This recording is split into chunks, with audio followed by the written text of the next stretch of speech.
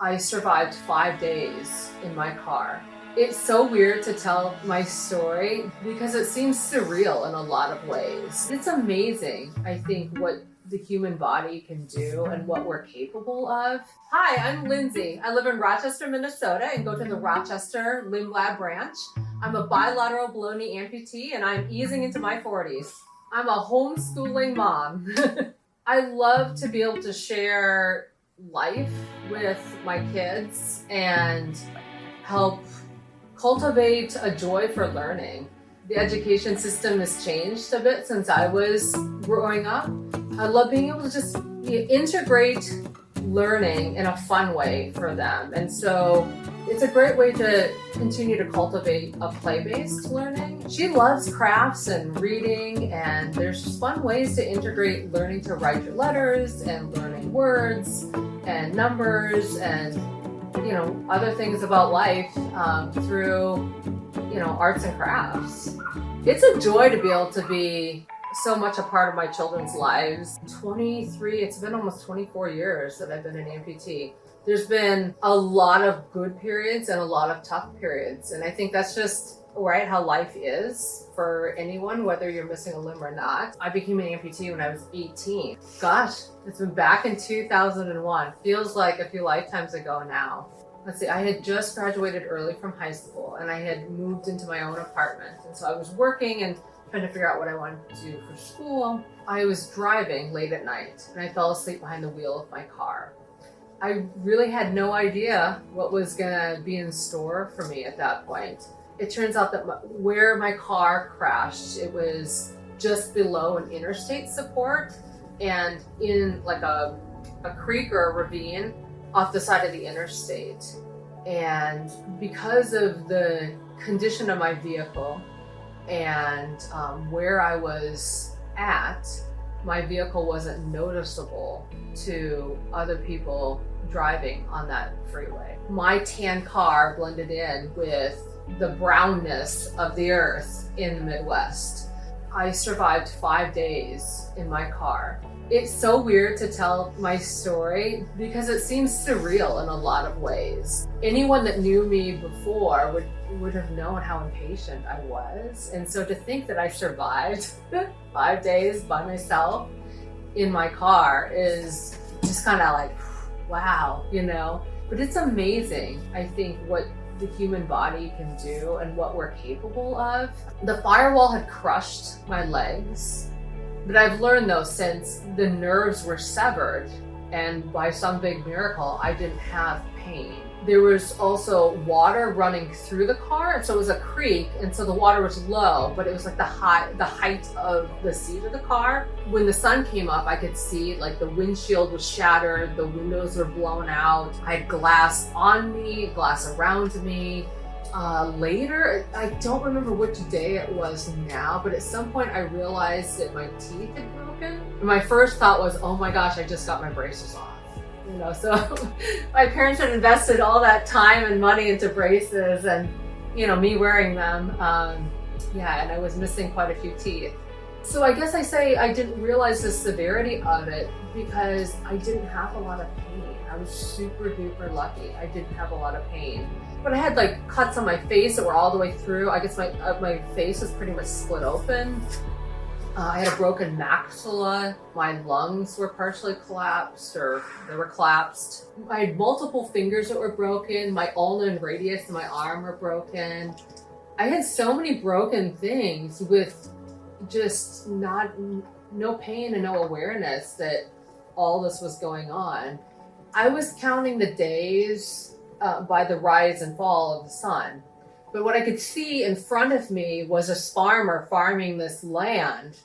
And so I was trying to wave. I had a red sweatshirt, waving the sweatshirt outside the window and trying to be noticeable. I was yelling for help, but not even really thinking about that. There's no way that farmer is going to hear me inside of his loud tractor. I tried to pull myself out of the car, but I didn't realize that the firewall had crushed my legs, and my legs are, not so much a part of me at that point anymore. But as the days went on, I really started to question whether I'd ever be found. I just talked to my mom like the night or the day of or the day before my car accident. And so, we talked every, 3-4 days or so. So, I mean, I figured no one would be looking for me. I wasn't scheduled to go to work for a couple of days either. And so, again, I thought, gosh, no one's even gonna know. But on the 5th day, it started to sleet. And I had gone that many days without food. I had been drinking from this little tiny water bottle cap, drinking the creek water that was running through the car. So I was getting dehydrated and weak. And on that 5th day, I'd really wondered if I would ever be found. I was just gonna take a snooze, but I didn't really realize how close to death I actually was at that point. And then I heard someone say, hello. And it turns out I was being rescued by Iowa Department of Transportation workers. They had used the jaws of life to get me out. And I understand now why they were trying to keep me awake, because I was so close to death. But I got airlifted from the crash site to the nearest hospital. And I remember the lady who was in there. I don't remember her by name, but I remember her saying, "Oh, honey, I need you to stay awake. I need you to stay awake." I wanted to sleep, but they were trying to keep me alive. I believe I was told at the second hospital that I was airlifted to, that they would need to amputate my legs. I was just so relieved to have been rescued. I didn't even know what the word amputation meant at that point. I was just good with being found and knowing that someone was taking care of me. The next probably few days or weeks were pretty rough. I don't know how many days now it was, but I know that my amputation surgery was 20 something hours long. My kidneys were struggling to function well. And then I had all, other injuries too. So I remember it being super painful. I was just on the healing journey. I guess I just kind of surrendered to this is what is, and kind of that things are going to work out, or we'll figure things out kind of a mentality. I didn't have the energy to really put into thinking about the future. I was really in the present moment. So let's see, I arrived in the hospital on April 30th of 2001, and I was fitted and standing upright in a tilt table on July 18th of 2001. I was so excited to be able to get my prosthesis. I just had no idea how uncomfortable it would be at first. I really thought in my mind that I would be able to get my legs and I'd be able to go running that same day, but that's not what happened. I don't really remember exactly when in the early days of being an amputee where I felt like I had a really good prosthetic fit. So Limb Lab came into my life when Kayla was a baby. It was fun to be able to bring her in. I got a blanket out and sat her on the floor in Limb Lab, and we began the journey of working on getting me into prosthesis that fit well. We had moved from California to Minnesota in 2018, right before Kayla was born. I knew that I would need prosthetic hair, which was pretty nerve-wracking after leaving California and having lived there for about 18 years. Basically, I kind of felt like I was starting my journey brand new again. Some of the things I really enjoy about Limb Lab are the sense of being family and it being a community, this cultivating this environment where people aren't limited by having limb loss, that people are encouraged and supported to pursue whatever interests they have, whether it's working in their occupation that they're in, or for me, taking care of my kids is primarily what I'm doing right now. I know that there's other amputees that, are in competitive sports and, there's all different walks of life, right, that are supported at Limb Lab. And I really enjoy the sense of belonging and community that's cultivated there. They're very patient-centered. And I don't think that you get that in every prosthetic office that's out there.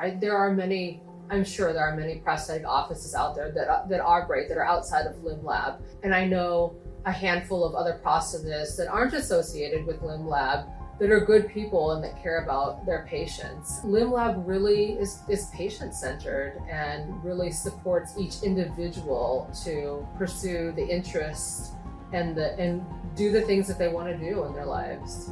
One thing that I've really enjoyed about being at Limb Lab is I've been able to try many different types of suspension systems. So I'm using the Ohio Willowwood elevated vacuum pumps. Now it's really the best option for my limbs. I'm using the Philhour All Pro XTS feet. So there's torsion in them. I get great dynamic response. So they're nice for walking on uneven terrains. I really feel like I get a good response and what I would say kind of like a normal foot feel out of them. For me, in the way my body is, my prosthetic fit seems to change a lot. But man, when my prosthetic fit feels good, I feel like I'm not missing limbs. I feel like I don't feel like I'm an amputee. And I think that that's something my brain and my body, my being is always trying to strive to have, is this sensation where the fit is so good that I don't feel like I'm using prosthetic limbs.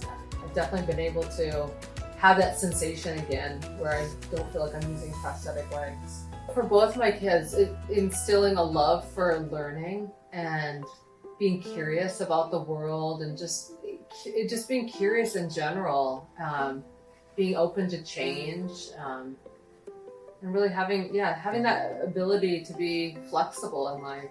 We like doing crafts together, we like going places together, we like doing everything. I did the tan a while ago, and then I put the pepperonis in the sauce on today. I did this one today. Well, I decided to do many colors. First I colored it blue.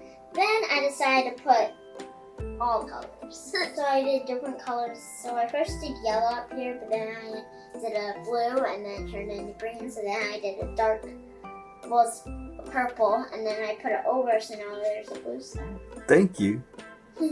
She loves being with me, and I enjoy having her and Alex, when he was little, being a part of my life. And I think it's valuable for children to see and experience, what their parent is going through and being involved in their life. And a parent having limb loss will affect the child's life in some capacity. But my children also don't know anything different because I've been an amputee their whole lives. For somebody who's about to lose a leg or maybe losing a limb, I encourage people to reach out to prosthetic offices and get connected with other amputees. I didn't have that opportunity when I was a brand new amputee because mine was the result of trauma. Interviewing prosthetic offices to see who you would be a good fit with.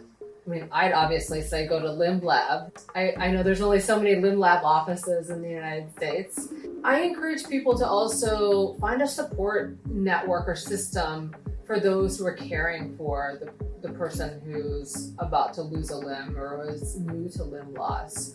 Finding resources and ways to be involved with the limb loss community, it can be very positive for people to have that connection and to have community and to be able to ask questions. I am still learning new things, and I hope I will continue to learn new things. I've always felt like I'm a pretty strong person. Life can throw a lot of curveballs, and the being able to, go with the flow and meet each, challenge and hiccup in the road is definitely a journey. And so, I don't know, I think everyone should be proud of themselves for the journeys they're on, because life isn't easy.